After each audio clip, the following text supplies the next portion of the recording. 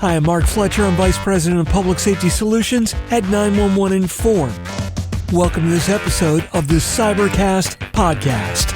As we roll out next-generation 911 services, we're enabling a level of interconnectivity between citizens and public safety that's never existed before. While we're opening up a broad new communications path, we're also increasing the cyber attack phase of our nation's emergency services IP network. Joining me on this new podcast series is Michael Echols, CEO of Max Cybersecurity. Michael's a true student of the industry, spending 3/4 of a decade at the Department of Homeland Security, where he led the President's National Telecom Security Advisory Council, or NSTAC. So join us as we dive into what's really important on our nation's next-generation 911 network. Hey, it's Fletch. Joining me today is Mike Echols. Now, I've been wanting to do this podcast series for a while on cybersecurity. I am no cyber expert, so I thought I would kill two birds in one stone. I thought I would bring in the guy that I know knows this like the back of his hand, and maybe I could learn something at the same time. So welcome, Mike Echols, who's the CEO of Max Cybersecurity and former DHS employee, and was on the President's NSTAC, ran the President's NSTAC. That's where I first met him. Mike, thanks so much for joining me on this podcast. Thank you, buddy. Any opportunity that we get to help people understand the threat and how those vulnerabilities can be exercised, then we take it. So glad to be here. Absolutely. So the digital world is radically changing, right? We have been, when you and I first met, Next Generation 911 was a real thing, but I think it was still a bit of a dream. We all sat down in that first meeting and we started saying, all right, what do we got to work with? How are we going to build it? What kind of Pandora's box are we opening? Well, the digital world is here. There's no denying. What did we create by accident here? So, we were looking at things like going from IPv4 to IPv6 and having enough capacity. And we were looking at things from a government perspective. And a government perspective is adoption and not killing the economy and assuring that there is reliability. And so the government's doing its part, but then private sector is in business to what? Make money. Make money, right? Absolutely, yeah. And so what tended to happen is we start to put those things in place and those government domains that they're responsible for, and you start to look at industry, what they will do because of what they can profit from, because obviously you're in business to make money, and you tend to come up with a gap in the middle. There's no peace in the middle where there's an arbiter who is making sure that everything is aligned to not only meet the requirements of both sides, but to assure that our path forward is a prudent one. Well, I think, and what's really critical when we're dealing with next generation 911 networks and services, we're dealing with people's lives, right? So it's not just I'm looking to protect my ATM pin so my bank account doesn't get drained. Yeah, that's terrible, and it's certainly an inconvenience and certainly a cyber threat. But when you're dealing with the next generation 911 network, you're literally dealing with the lives and livelihood of America's public safety and America's public. You could really do some collateral damage. So you've got to protect that. And I think it's important that we not only take a stance to be protective, but we have to get that fine balance to expand the boundaries a little bit into some unknown areas where you've got to take a little bit of a calculated risk, no? Sure. So all technologies, especially at this moment, that are introduced into our society, create a seam between what we were doing in a legacy basis and what we hope to do going forward.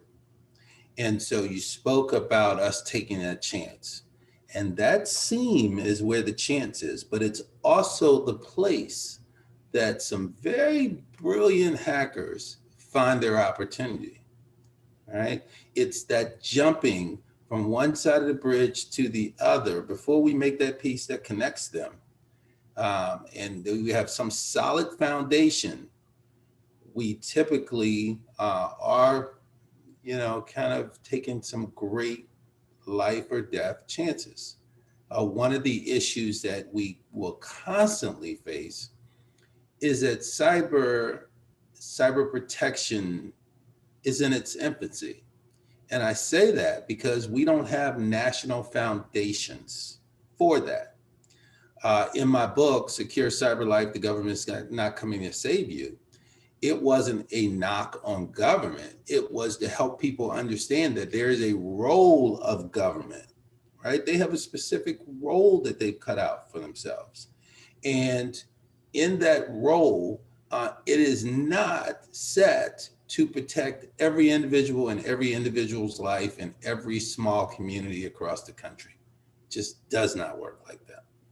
I think the days of old where security through obscurity are long gone.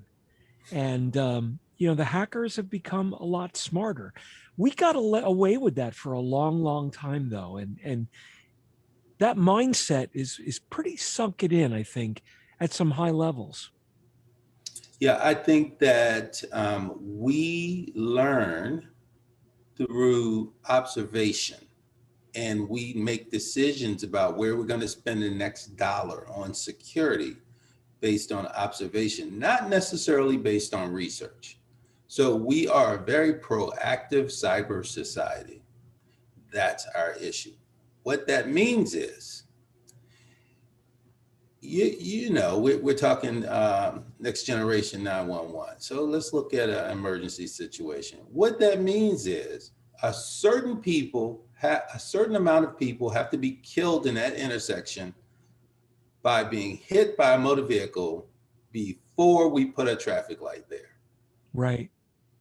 That's the society we live in, right? So there's almost an expectation that something bad will happen. And to take it further, we may not even see action until something really bad happens. So is that a failure in society? So that is a great question, because I always encourage organizations and people to, one, take advantage of all the services that the government offers. They have lots of things they're developing, and they are great, great products, risk assessments, those types of things. But I also encourage them to speak up. In the particular situation of cyber, we're talking next generation 911.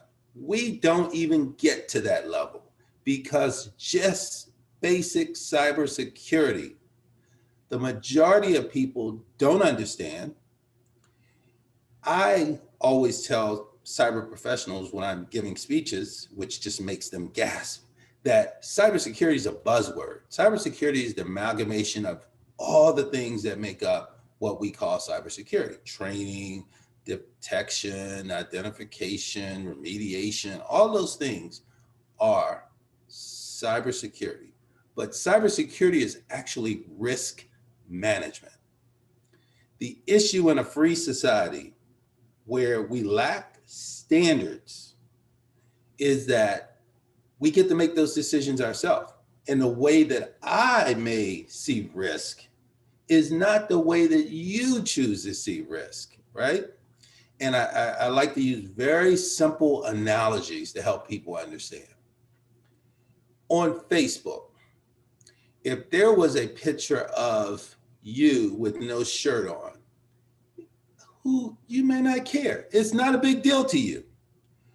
If there was a picture of me with no shirt on Facebook, I may think that my life is coming to an end. It may be enough for me for someone to use to sort of bribe me for funds based on the fact that I'm mortified about that. And so we all look at this world very differently. And until we create that baseline of what we believe to be true, we're going to continue to have cyber issues. I might let a picture of me on Facebook without my shirt on, just so I would collect money from people. Say, take it down. Here's $20. That's fun. Are we putting our way of life at risk with all of this? Absolutely. I mean, so you were talking about the country, the nation. When we say our way of life, what we're really talking about is democracy, right? Democracy is this idea that we have freedoms, right? Freedom of speech, freedom of movement. TSA's motto is the free movement of people and goods, right? It's this idea of freedom, right? And so with this cyber thing, we fail to put guardrails in place because we don't want to infringe on those freedoms. However, by not putting those guardrails in place, we are dooming our freedom. Explain that. The way that all of our systems work, whether it's the court system, whether it's medical systems, and many other things, is we look at chain of custody, for instance, right? With a digital or cyber attack or some type of exploit, you mess with the definition of cybersecurity. And a definition of cybersecurity is CIA: confidentiality, integrity, and access. In the old days, hackers would try to interfere with your access. They would take down things, right? Then they quickly realized that, why would we take down things? That's our highway, right? That's our access to the individuals we want to take things from so that we can make money from it or we can gain power from it. So this sort of the accessibility piece came off the table. And so then it became the confidentiality and the integrity, right? We want to know that a document that we put in a system has not changed. We want to know that information that we're receiving from an official source, whether it's government or whether it's a sworn person, like when a attorney is sworn or a doctor is sworn and they take an oath. We want to understand that what we are getting from them is actually what they said, and it's based on fact. Here's the problem. This ever expanding digital world is making it cheaper for us to do things, right? Again, I want to keep it very simple. It's making it easier for us and more efficient for us to make money. It's making it easier and more efficient for us to get tasks done. In doing that, we are putting our trust in ones and zeros, in digital systems. We have now gotten to the point where hackers have figured out how to dip into those digital systems and make what comes out on the other end not what was put in at the beginning, which means that the integrity and the confidentiality of those systems are being exploited. We don't have an answer for that. A lot of companies will come out and tell you every time there's an exploit, there's a new company. They stand up and they tell you that we can solve this issue. We don't have an answer for that at a national level. It's interesting. My father, who was born in 1921, he's passed away, more than 10 years ago now. Very smart man, an incredibly smart business person. But because of when he was born and when he grew up, he never was exposed to the electronic media that exists today or that existed 10, 15 years ago, even.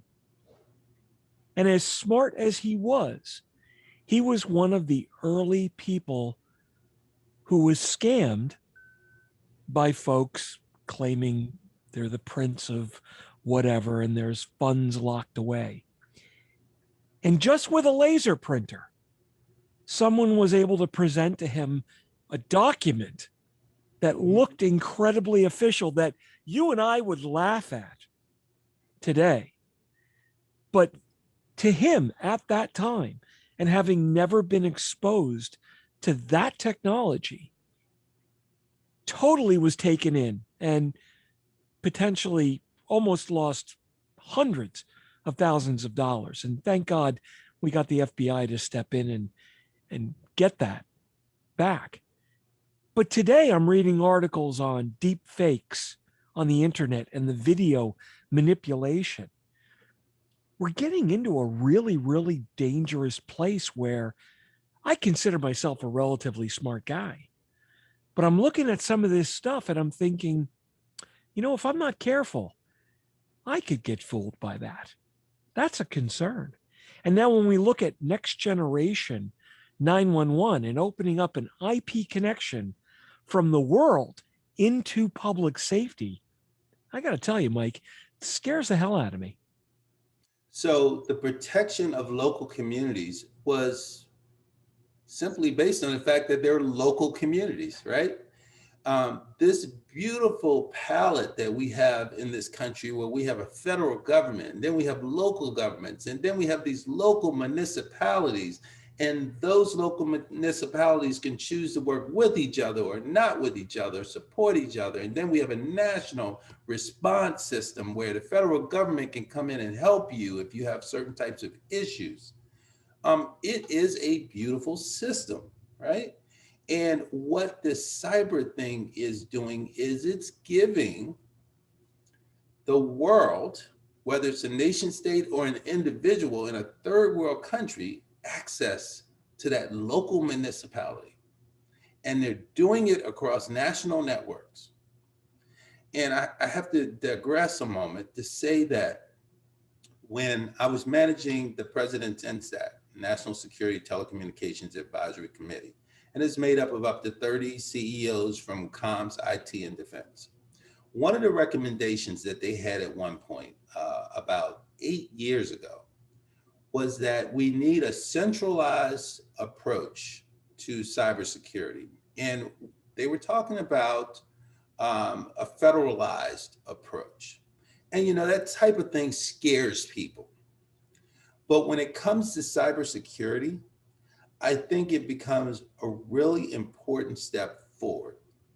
And the reason is, there are a host of different types of exploits, right? You mentioned one, deep fakes. Deep fake is artificial intelligence that allows you to take, for instance, a video of you sitting there talking to me and make you appear to say things you did not say using your voice, right? And so that's one type of exploit, but it has a potential to affect national security. Now, if we take 100 other exploits, Congress, user groups, technologists, they talk about these things in silos, right?